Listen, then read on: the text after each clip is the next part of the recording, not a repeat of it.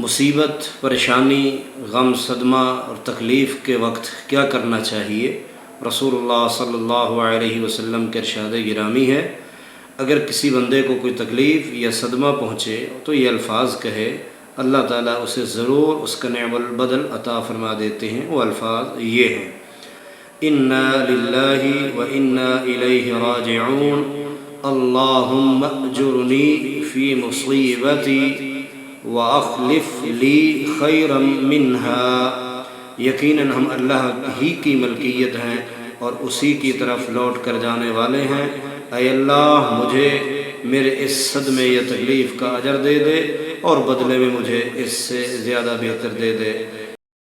लिहाजा कोई औलाद के हवाले से परेशान है, या किसी का खामद फौत हो गया है, या कोई माल की तरफ से या किसी भी अंदाज से कोई मुसीबत, तकलीफ़, परेशानी पहुंची है, उन्हें चाहिए ये पढ़ते रहें ताकि अल्लाह उनको उनसे बेहतर अता कर दे।